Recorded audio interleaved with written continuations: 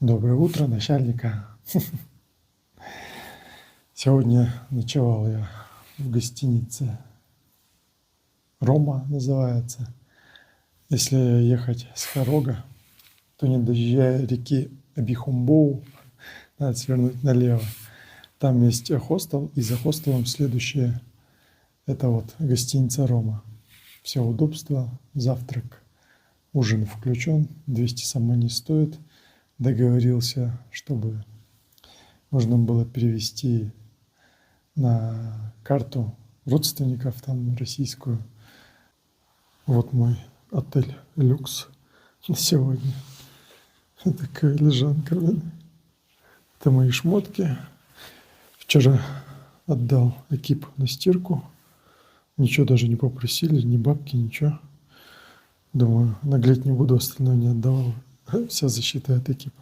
Сейчас выйдем на улицу, дальше буду показывать. Так, сначала надо напялить мотоботы, их тоже немного протер. Фотку, конечно же, экипировки я приложу. Как будто по мне, мою экипировку положили на асфальт, точнее на дорогу, и ее всю машинами изъездили. А мои шмотки висят. Здесь есть терраса такая. Ну, здесь у каждого, мне кажется. Вот это горная речка Абихумбоу. Вот там вот следующая беседка. Там будем завтракать. Вчера я там ужинал. Знаете, когда говорят там типа столько-то денег, там включено то-то, то-то, я обычно отказываюсь. А тут реально стоит этих денег.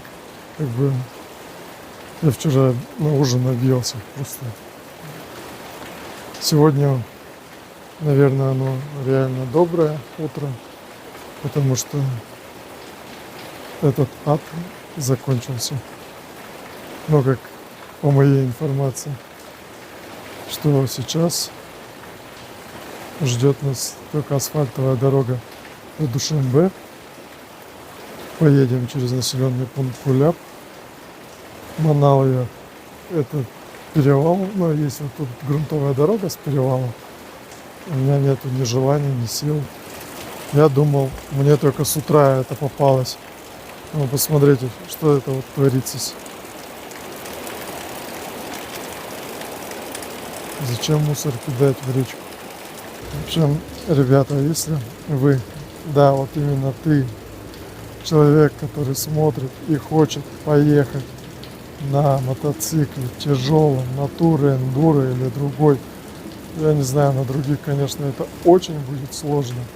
Да, я знаю, есть мальчики, которые это делают, но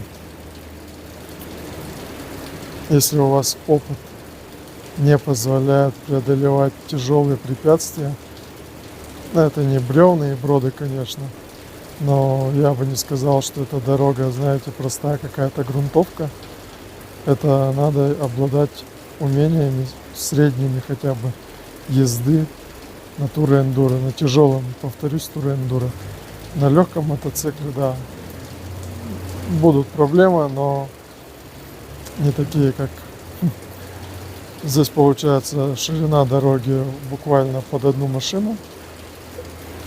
Ты едешь по разному покрытию, бывает асфальт, бывает разбитый асфальт, бывает грунтовка, бывает разбитая грунтовка, бывает щебень, бывает скальник, бывает булыжники, бывает грязь, бывает пыль, мука, вот это ужас, это просто реальный ужас. Если бы мне сказали, вот если бы я знал реально вот все то, что я прошел, вот то, что от Мургаба до Харога я проехал, это было сложно, но терпимо. То, что я проехал от Харога до, как это называется, Дарвоз, да, одно из названий, я так понимаю, Калайхум. Вот эти 280 чертовых километра, это просто жесть. Если бы я знал то, как пройдут эти километры, да, я бы не поехал. Вот реально, я бы не поехал. Я бы подождал 5-7 лет, когда отстроят эту без мата не скажешь, плохую дорогу, ее сложно назвать дорогой. И тогда бы я поехал. Я научился ездить в стойке.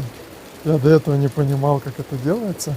Ну, как бы встаешь на мотоцикле, там что-то пытаешься сделать. Сейчас я уже более-менее так что-то среднее я могу сделать, потому что большинство километров я проехал именно стоя.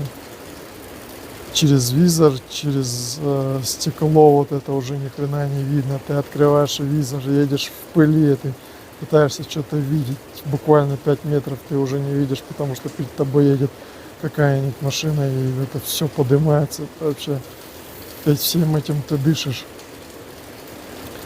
Если чисто галочку поставишь, что ты Памирский тракт поехал, я бы рекомендовал вам заехать со стороны Кыргызстана. Да, там есть перевал Кызыларт, тяжелый, да, подъем, но проще подняться оттуда, доехать до перевала Ак-Байтал, пофоткаться, посмотреть всю эту атмосферу, разворачиваться, максимум доехать до Мургаба, разворачиваться и ехать обратно. Не надо сюда ехать. Не надо сюда ехать. Для меня показалась дорога, которая никогда не закончится, и это адовая дорога.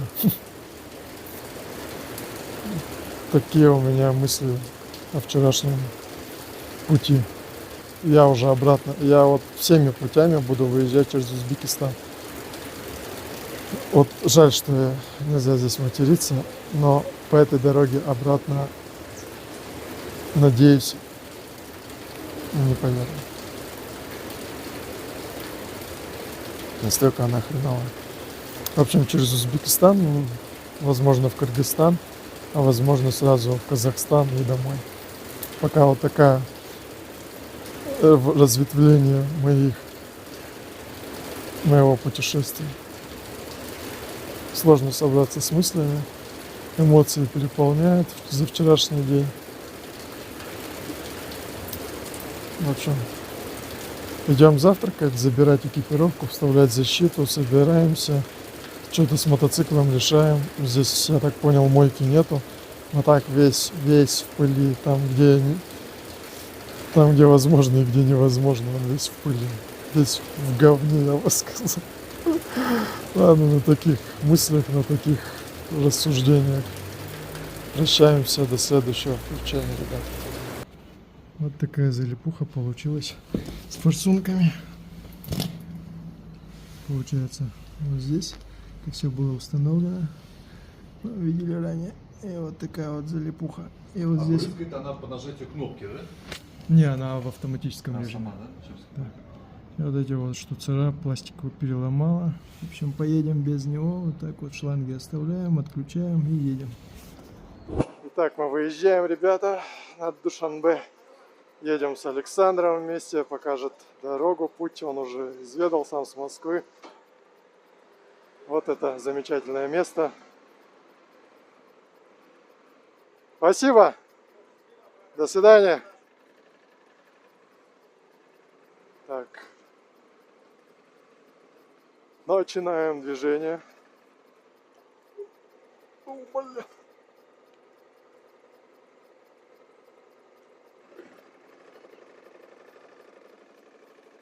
Вот это выезд, ребятки. Она же на тормозах скатывается, ё-моё. Ну, вчера меня немного подучила дорога, так что едем. Если что, заезжайте, прекрасное место. Единственное, люди, я вообще поражаюсь. Но это местные, они берут, о, опять ремонт дороги, да как так? Берут и скидывают мусор в воду, в речку. Ё-моё, я вот это вообще не понимаю. Александр втопил. Конечно, он не на своем, на арендованном мотоцикле приехал вот в Душанбе. Колесо, говорит, спускает. Попытался с утра съездить на Памирский тракт. Говорит, 15 километров проехал. 8 раз накачал колеса. Поехал обратно отдавать мотоцикл.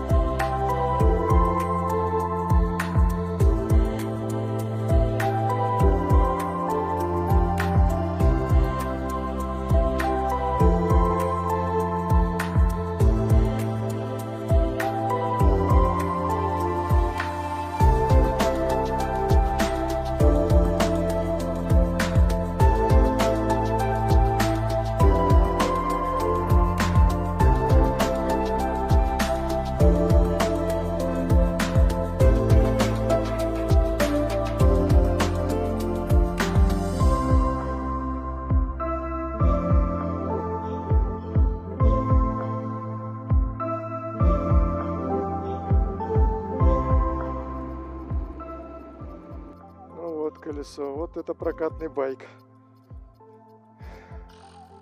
Колесо спускает при каждой кочке. Проехались по асфальту и получается уже до одной атмосферы спустило. Так, что там, ослик, да, был? Сейчас пойду до ослика докопаюсь. А вон с той стороны афганцы. Ну и я до них все докопаюсь. Афганцы, да, афганцы. Че, живут и живут, вон они что-то там на берегу. Дети, видимо. А где ослик-то? А вон он убегает. Или это что там, корова? Да, точно корова. Я думал, осел. А я думала, сова. Короче, вон с той стороны. Ребятишки. Детишки. Интересно, помашет кто-нибудь? Я не вижу, чтоб мне махали. Главное, чтоб мне автоматом махали. Эй, привет! Кто-нибудь помашите мне ручкой. Никто не машет. Или я не вижу. Все отвлечены, наверное. Ну, короче, вот. Тропки такие на той горе. Ой, машина едет. Тропки, исхоженные животными. Эх, здорово. Здорово же, а? А? После вчерашнего это вообще так охрененно, блин. Что ты не дышишь этой пылью, идешь. А? Да вот сейчас еду, аж чуть ли не плачешь, блин, от счастья. А пойдем посмотрим. Да, в экипе по горам лазить, это еще то удовольствие. А? Где вы гранату видите, а? Александр глазастый. Прикольно. Обалдеть. О, висит. А наверху вообще почерневший. Вот может сверху сорвать? Вот тут вот, который... Давай, давай. А, тут поклевали. А этот весь такой уже. Ну ладно. Поклевали, он точно спелый. Думаешь, птицы шарят, да? Шарит, я уверен. А, смотри какой. Да, слушай. А это тоже... Ну, такой. Ну это тоже дубовый. Ну если что, в кофр закинуть. Да. Здорово. Я гранат с дерева никогда не рвал. Я тоже. Я или лимон, или мандарин. Что-то такое. Вроде лимон рвал. Он вообще был горький и неспелый. Так, гранат идет в коллекцию. Конечно, хотелось бы расчехлить и посмотреть, что я там взял. Ну ладно.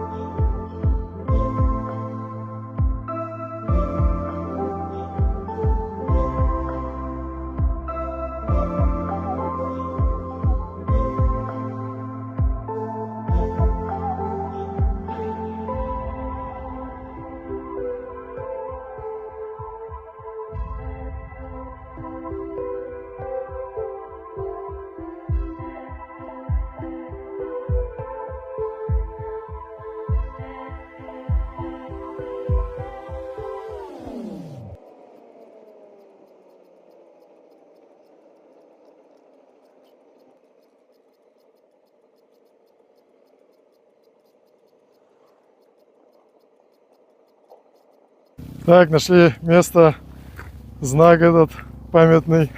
Там еще братья подъехали. Тоже с той стороны фоткаются. Они у них, видишь, даже съемка какая. Он сейчас будет ехать, а они его снимут. То есть... Да ладно. Ничего себе. Пацаны вообще ребята. Серьезная подготовка. Да-да-да. Вот мы нафоткались с Александром. Мотойки нафоткали сейчас. Да, сейчас мотоцикл поставим и надо будет сделать нормальную фотку.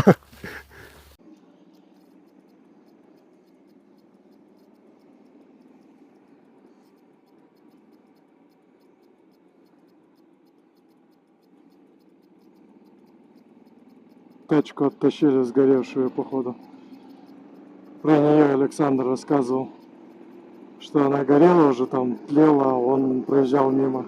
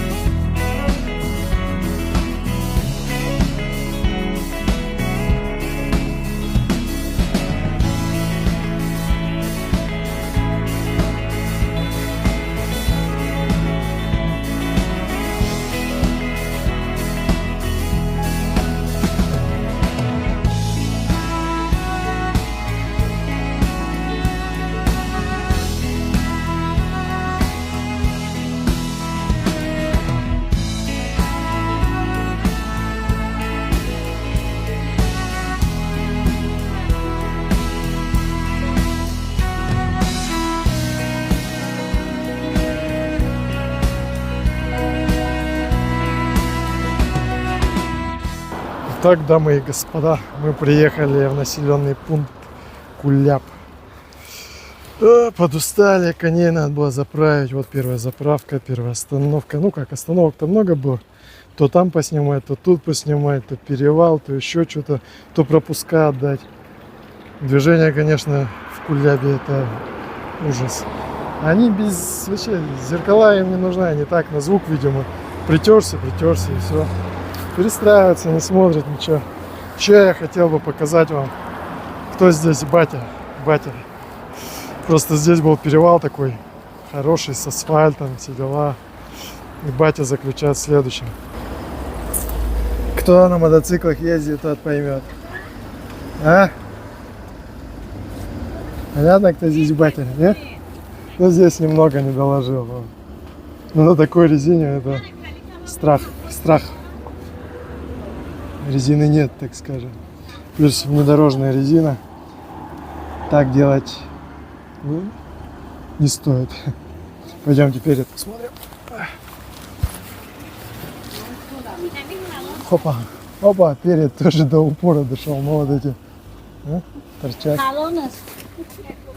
Так, фокус. Так, мы сейчас остановились поесть. Не знаю даже, что это за место. Мачмай Фарагатти какой-то. В общем, показатель. Если наша доблестная милиция ест, то значит можно и здесь нам поесть. Вот, а еще интересно, тут такие рыбехи есть. мясомера такой, опа, хавать, говорит, давай хавать. Хованский сыпь. Блин, ужасный такой, страшный. В жизни его в реке где-нибудь повстречаешь и, блин, точно испортишь воду. А Саня у нас обсох. С канистры немного залил, видимо, не хватило. 500 метров, грубо говоря, до заправки. Сейчас все в порядке, 2 мотока заправлены. Едем, чё кого. Едем, чё кого. Так, посмотрим. Цепь помазана немного, надо на мойку заезжать. Но это в сторону Душанбе. Еще осталось 200 Самани. На 200 заправился, 200 осталось. Не знаю, ну, путешествие, блин, без бабла, без ни хера вообще. Надо, и главное, в Душанбе разобраться с этим совсем. Все. Но указатель. Вот по такой фигуре вы можете найти, где мы останавливались. Покушать. Что это за фигурка такая? А? В общем, вот. Колоритное место. Да? Приехали, посидели, побалдели, поели. На подушечках поотдыхали. Резные такие. Как думаешь, вручную сделано? Или на станке все-таки? А? Вручную сделано или на станке? 100% вручную. Они здесь все делают вручную.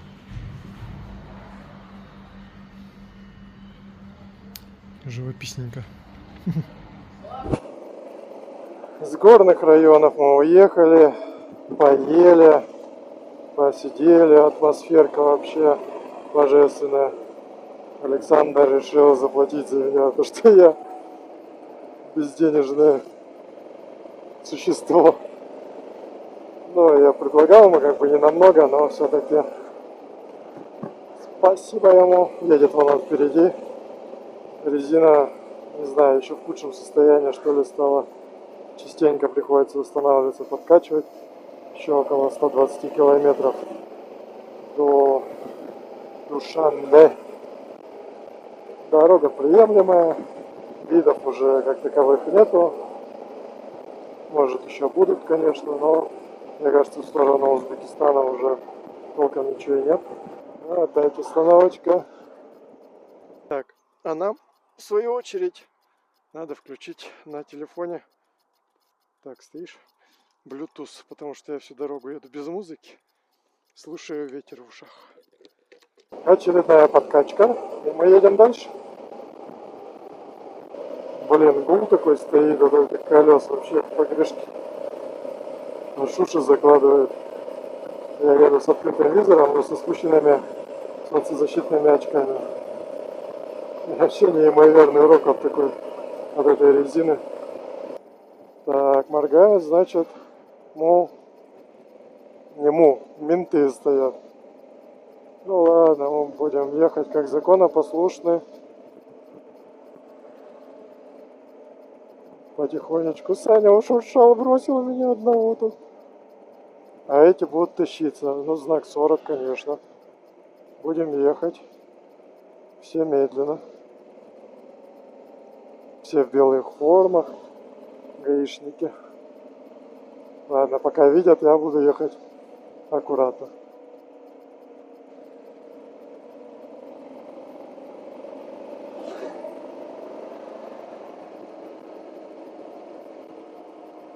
Один молодец, а второй молодец, нет? Но знак 40 закончился, пошли на обгон.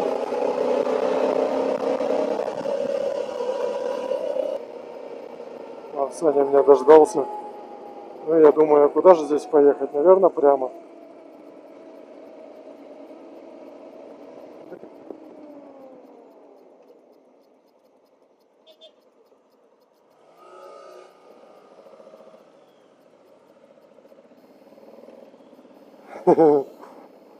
Саня заблудился. Арбузы продают. Есть тыквы, дыни. Да. Хочется таджикистанскую дыню попробовать. В Кыргызстане я пробовал. В Таджикистане еще нет. Вот закладывает тоже он аккуратно. Я вначале это подумал, что у него опыта маловато.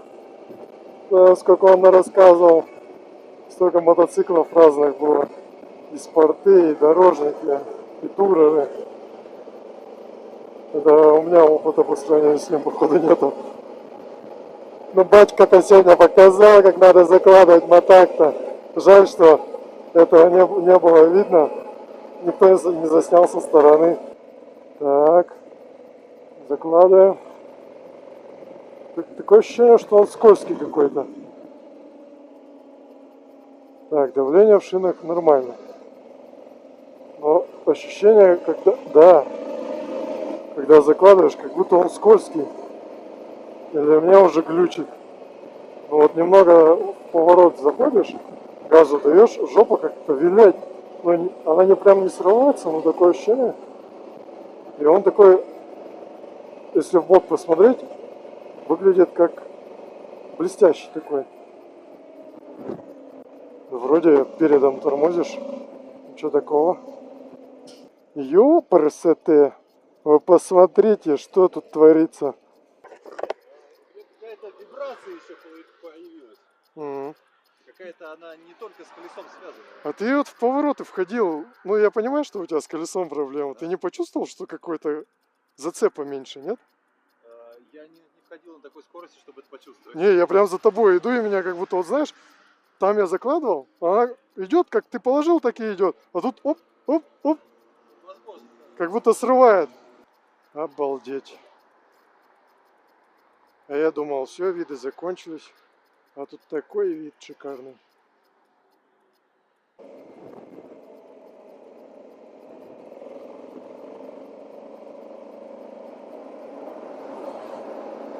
Конца и края не видно. Вот это шум стоит. Дайте чистого свежего воздуха, пожалуйста. Когда там уже выход? Ой, здесь даже реверсивное движение, что ли, устроено. Типа можно и по встречке давануть. Блин, неровности вообще не видно. Блин, у меня солнцезащитные очки были спущены. Я думаю, что так темно. Вон и турбина, видать, теперь. И стены хорошо просматриваются. Вот и вообще гоняем уже. Отдыхать пора. Ребята, тут уже не до смеха. Дышать хочется, жарко. Выпустите меня отсюда. Ну, пожалуйста. Он еще и поворачивает куда-то. Вот это тектонический труд был проделан этими людьми, кто этот копал туннель. Вообще бесконечный, блин, какой-то. О, только заговорили, вот он выход. О, свобода! Да, мы это сделали. Ура! Самое жарко. Да. О, хорошо. Хорошечно. Да, в пробках этих толкаться вообще весело. Вот вам и Душанбе. Саня хочет куда-то быстрее успеть, но я не пролажу там, где он пролазит.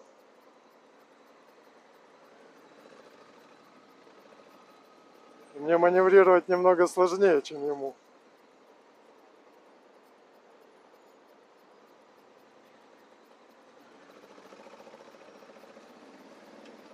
Кто-то пропускает, кто-то нет. Вообще надо быть аккуратным. Вообще они в зеркала не видят, что ты едешь. Или видят и не пропускают. Очень не разобраться. Две сплошные, да? Похер. Вон сзади просто чувак. Вот это тоже. Налево залез, направо полез. Что происходит вообще? Я вообще дороги не знаю. Вообще даже город не знаю, что мы в Душанбе. Я так понял, что мы уже тут. Без навигации вообще ехать по красоте.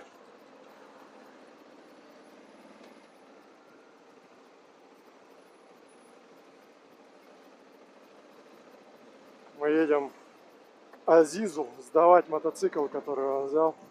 Там посмотрим, что кто скажет.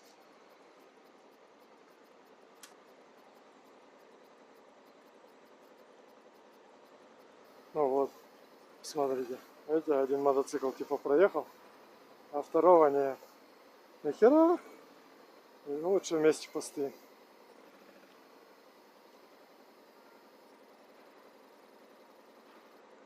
Здорово.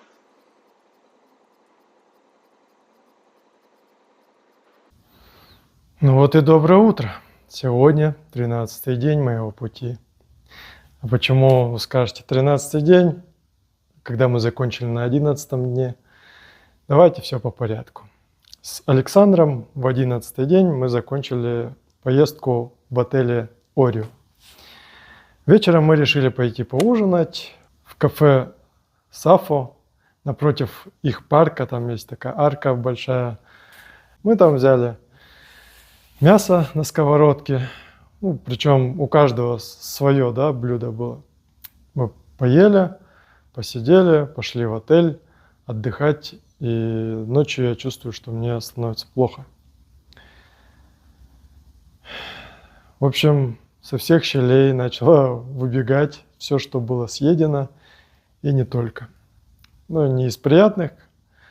Следующий день мне Александр сходил, там, помог лекарства купить, но эти лекарства только заходили и выходили обратно.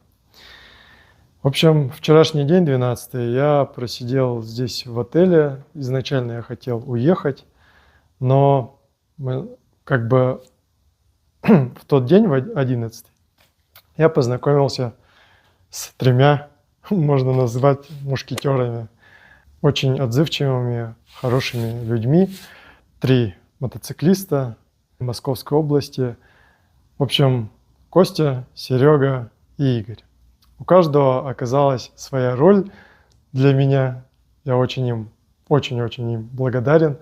Получилось так, что я вчера хотел уехать в таком состоянии, но в какой-то момент, собираясь отъезжать, меня опять вывернуло, ну, проблевался, так скажем. И пацаны говорят: ну куда ты в таком состоянии, весь бледный, говорит, еле стоишь, говорит, поедешь. Ну и вот первое, это Костя, он пошел за свой счет, снял мне гостиницу. И я просил как бы этого не делать, гостиница здесь дорогая, стоит она около 4000 рублей. Я просил этого не делать, но Костя, большое братское сердце, помогло. В общем, говорит, все оплачено, иди отдыхай, типа, куда ты в таком состоянии поедешь. Вот. Я залез в кровать и, грубо говоря, лежал весь день, всю ночь там и так далее. Вот сегодня уже 13-й день, мне полегчало. Дальше. Серега. Серега внес свою лепту в мою историю тем, что я его попросил забрать дрон, так как только заехав в Таджикистан, я узнаю о том, что, оказывается, ни почта, ни транспортные компании не берутся за перевозку дрона.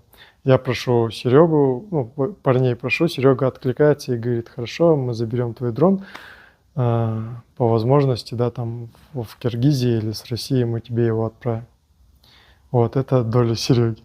Костя помог, Серег помог, и Игорь остался. Игорь вечером стучит в номер, говорит: так и так, я слышал, что тебе плохо. Я, говорит, врач, чем тебе помочь? Ну, я объяснил ему всю ситуацию, обрисовал. Он мне надавал колес. Но сейчас я чувствую себя получше, более-менее нормально. Даже сходил, покушал. Собираюсь выезжать сегодня в сторону озера Искандер-Куль. Для начала надо собраться. Во-вторых, нужно помыть коня, как-нибудь собраться силами и это сделать. Сил, ну, я вот вчера сутки не ел, даже больше, наверное, суток не ел, как бы вот сегодня позавтракал, не знаю, должно встать и лучше. Сначала я пробовал, я думал, это горняшка меня настигла. Еще я шутил насчет, ну, с Саней мы сидели в этом кафе в Сафо. Знаешь, говорю, я на источниках Джеланди ночевал там с мышами, говорю, мне ничего не страшно. И вот тут вот я подцепил какую-то хрень. В общем, Игорь мне сказал, что это не может быть горняшка, потому что, ну, если меня рвет, да, то это явно не горняшка. Типа, если слабый стул, то это симптом. А если и там, и тут, то значит это отравление. В общем, лечусь таблетками. Сейчас собираемся, выезжаем, едем в сторону озера, моем коня. Я думаю, дальше поедем на границу. И пора бы выезжать с Таджикистана. В общем, пока видение такое, как пойдет на самом деле, я не могу сказать. Вышел мотоцикл, а тут такая... Смотрите, кто тут лежит. А? Как тебе там, удобно, не? Скажи, лежу, значит удобно. В тенечке спрятался.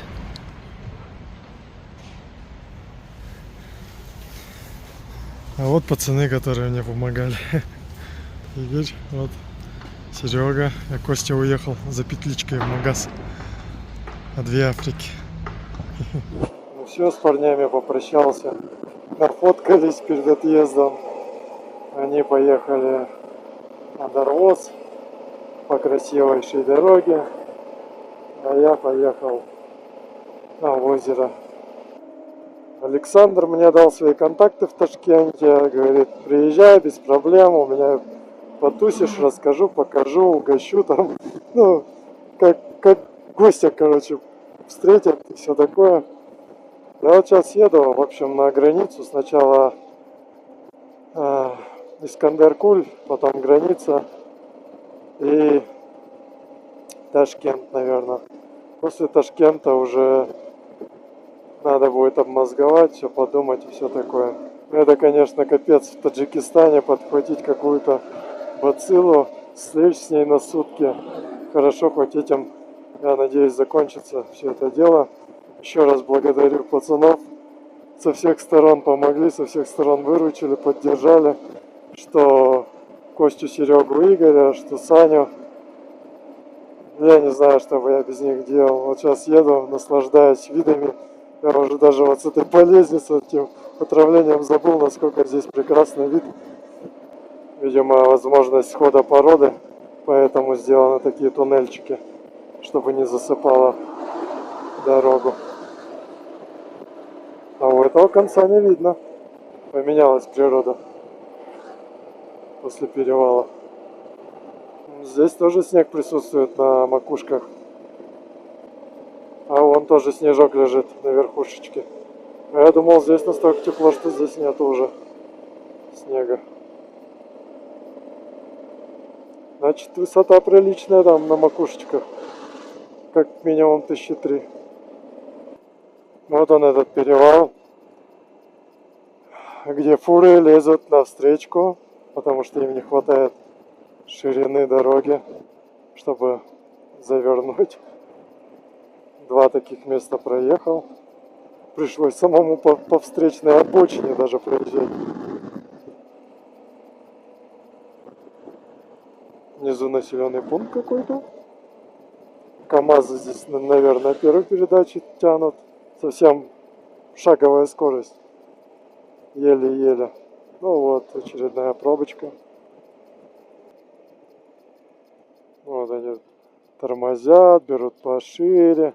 Прицеп у них уже навстречку вылазит.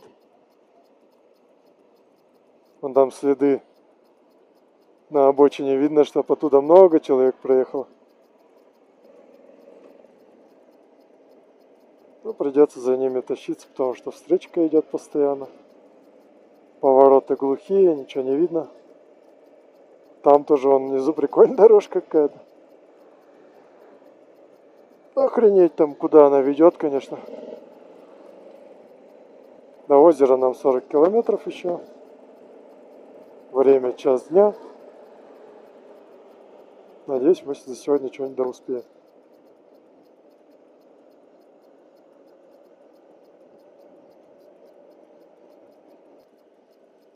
Так и хочется справа обойти. Но неизвестно, что там впереди.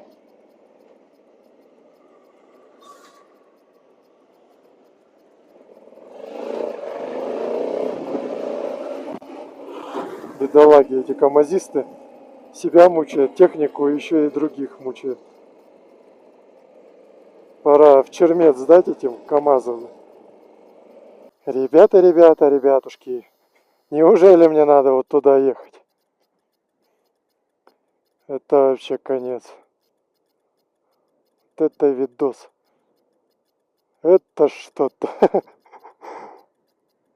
А оно мне надо? Птичка такая порхает. Пш. Да. Я часто по серпантину поднимался такому.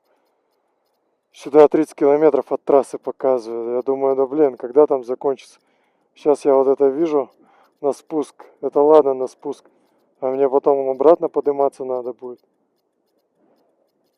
Ё-моё. Я думал, мои грунтовые приключения уже закончились. О, на заднем тормозе вообще не тормозит. Абсолютно без разницы. Что-то там тормоз нажал, не нажал. О, сколько птичек.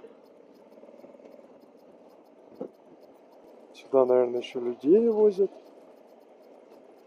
Чем примечательно это место, я не знаю. Сказано, надо посмотреть озеро. Значит, надо посмотреть. Вот едем смотреть.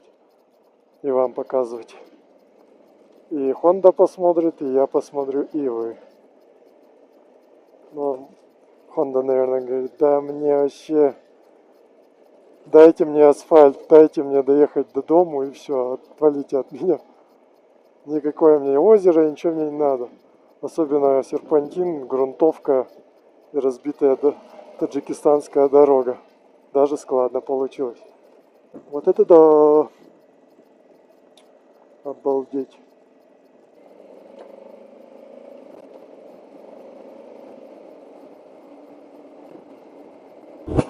Явно я пришел не туда, куда хотел. Река называется Искандер-Дарья, я так понял. А водопад Искандер. Я забрался немного в другое место. Сейчас пойду на смотровую площадку. Блин, ноги подкашиваются. Вот смотровая площадка. Сейчас оттуда я посмотрю. Заехал я на мотоке до озера Искандер. Мне сказали, что вот все сюда ходят. Но по видосам это не то, что я планировал увидеть. Сюда нужно было 1,5 километра идти. Вот я дошел. Но, возможно, это лучше, чем то, что я должен был увидеть. Но все же это не то. Так что сейчас мы подойдем к смотровой. Здесь куча туристов. Привезли, видимо, иностранцев. Вот, видите, на заднем плане их сколько. Вот такой вот мостик.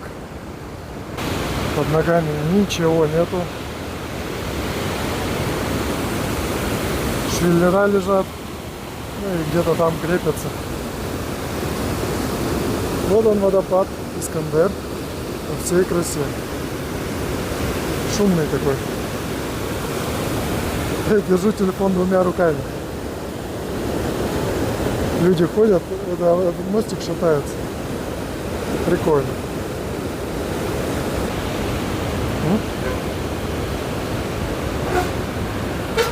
Блин, как-то не по себе, когда ты смотришь вниз через эти решетки.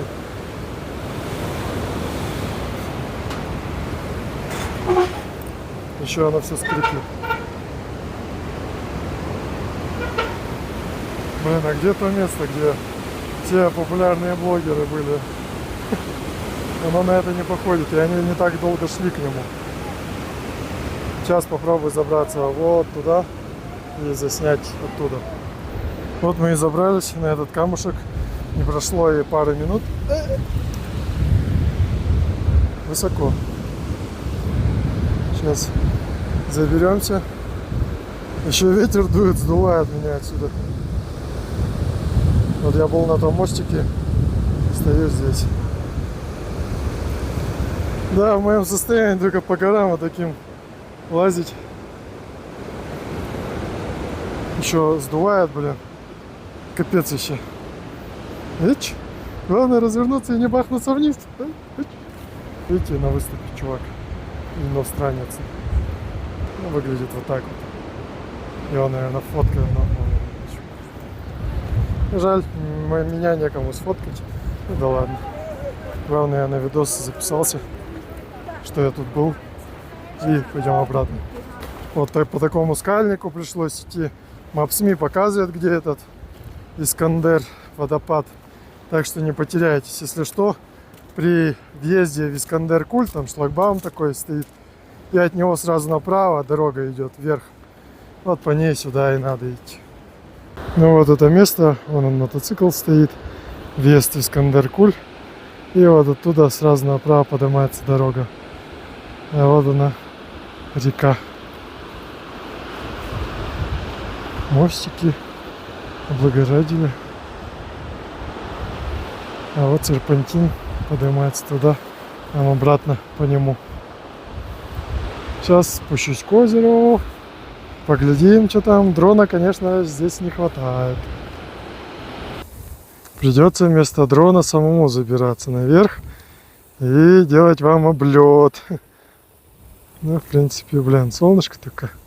А так, голубенькая такая вода. Где бы спуститься, потрогать. Ну, я знаю, что она ледяная. Не искупнуться даже. Да и времени как такового нет. Что не сделаешь ради того, чтобы потрогать воду и подойти к ней. И через всякие турбазы, всякими окольными путями, через колючки иду. Проще было, конечно, раз меня пропустили, можно было на мотак сесть, доехать до какого-нибудь пляжа и все. Но зачем мучить мотоцикл, если можно дойти пешком, я решил. И вот иду, уже сколько иду. А у берега никак не подойти к воде. Потому что везде все загорожено, то еще что-нибудь. Но по звуку вы, наверное, уже слышите. Вот он. Искандер-Куль. И вот его вода омывает мои боты. Вот потрогаем водичку. О, какая же ты теплая. Хорошо. Если бы никуда не надо было, я бы все равно занырнул, наверное. Ну, как горная река по температуре.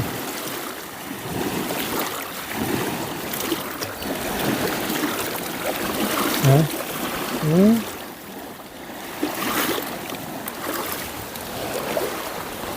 Ну все посмотрели.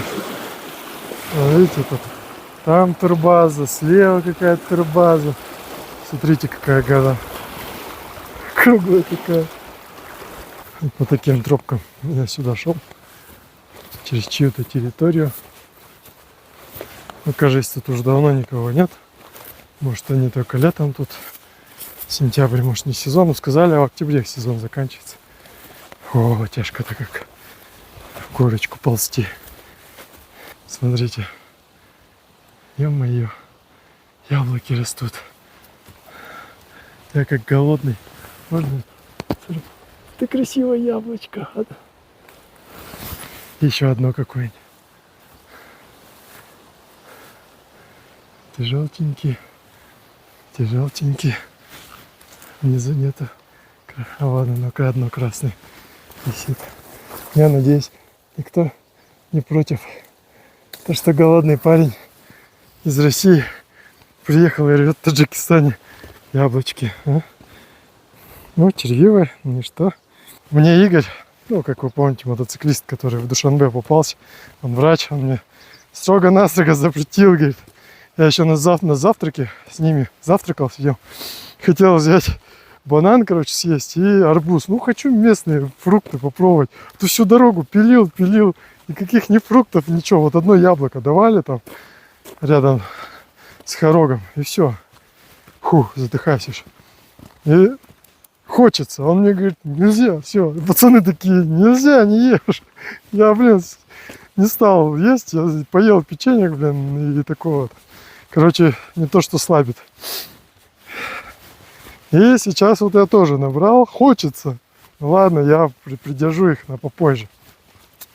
А еще, вот я дошел до этого места. Конечно, яблочки пойдут в карман. Но не только яблоки. Это что у нас? Что это у нас? Похоже на абрикосы. Хотя я их не люблю.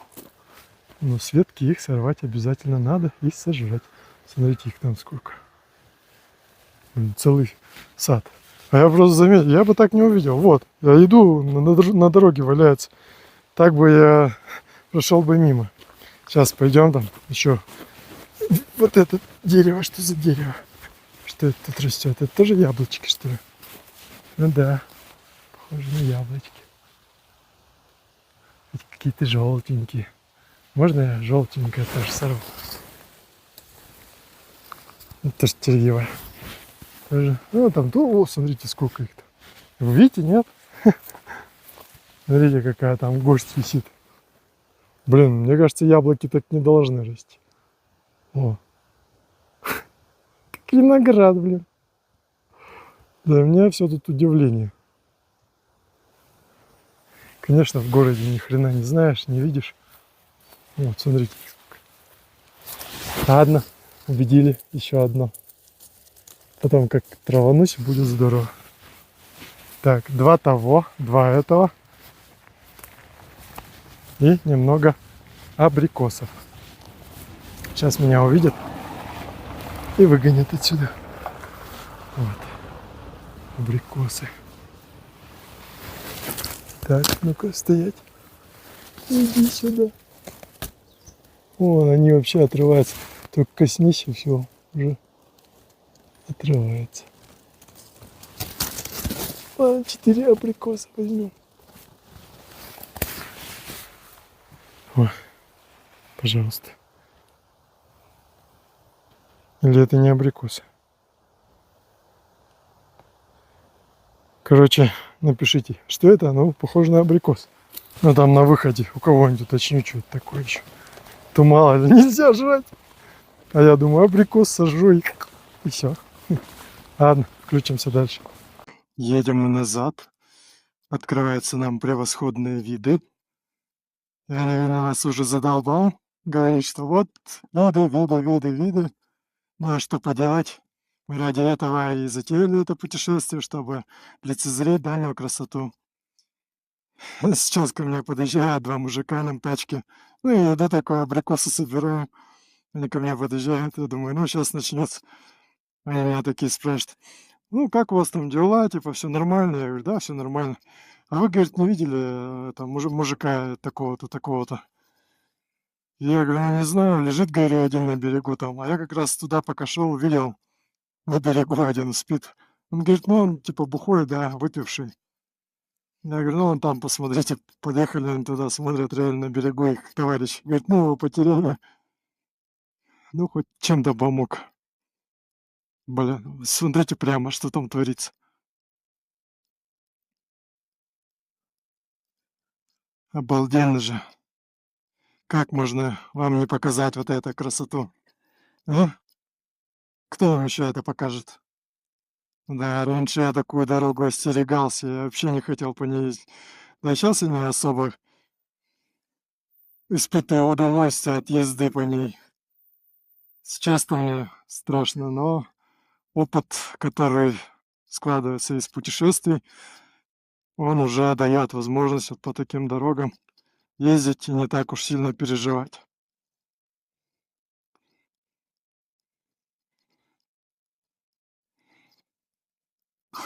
Это интересно, ручные, наверное, так пробили породу.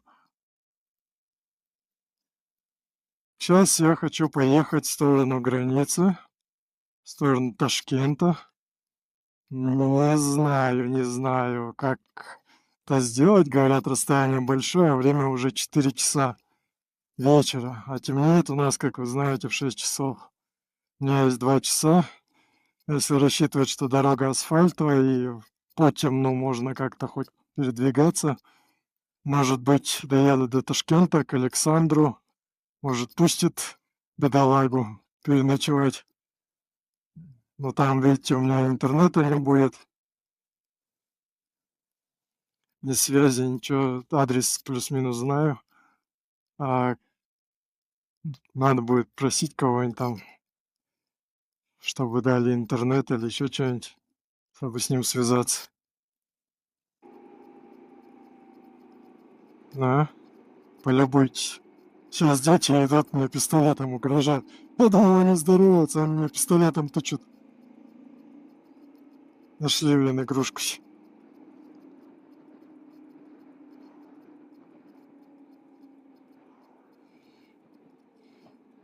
Насколько безопасен такой разделитель? Из каменных блоков сделано, и между ними есть пространство. Это что за остановка такая в неположенном месте?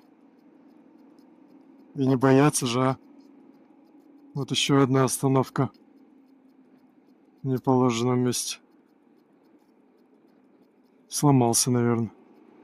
Что целая бригада ремонтирует там. Вот хоть бордюры появились. А то, ну, посмотрите, бордюры для слабаков. Дорога какая, одно неловкое твое движение, и ты окажешься там. Утомительно это занятие путешествия. Эх, как я горел желанием прям выехать, поехать, прям на мотоке пожогать. Сейчас я еду, и я понимаю, что я устал. Мне кажется, даже пару дней отдыха не спасут ситуацию. А потому что с вахты сразу в путешествие. И сейчас домой приеду, практически сразу на вахте. Это отдых, после которого нужен отдых. Я еду и удивляюсь в сторону границы, продвигаюсь потихоньку. А удивляюсь я вот этим товарищам по встречной полосе. Не знаю, как будто за всю дорогу, которую я проехал, так, а именно 5800 километров, 1000 километров. И вот они все накопились, и все в одном месте начали выскакивать на встречную полосу. Он просто выезжает, видит, что я еду навстречу, и все, и начинает обгон. Типа езжай по вот этой вот справа от длинной разметки кусочек асфальта есть, вот можешь ехать там. Вот еще один товарищ едет. Вот, еще он не моргает. Ну и чё? Баран, блин. Они вообще тут, честно, охреневшие. Может быть, у них там прикол какой-то, да? Вот еще один едет. Ну да, давай выйдем, что в зеркало, нахера смотреть. Да? Да? Выпучился, смотрит, блин. Вот, давай, да, вот, давай теперь сюда запаркуйся. Ну, конечно. Также с обочины они выезжают, а со второстепенки думают, а чё? Тот, кто едет, затормозит, объедет. Ну, тот реально уступает, как бы дает проехать. Все нормально, как и должно быть. Вот тоже по встречке едет. Нормальное явление. Надо впереди какой-нибудь большой груз спускать, который быстро едет, и пусть он собирает их. Вот тоже, не видя за повороты, но он пошел на обгон. Нормально, нормально. Вот тоже встал. Пойдет, чё. Это малая часть того, что я вижу на этих дорогах. Ну, дети орут, типа, что я с ними должен здороваться. Тут один дал руку. Ну, ехал медленно, притормозил, дал руку. Они давай меня догонять, короче, бить по этой руке несколько раз. И думаю, ну чё? И прям калашматят нормально так. Не просто типа здорово. Прям надо со всей дури ударить.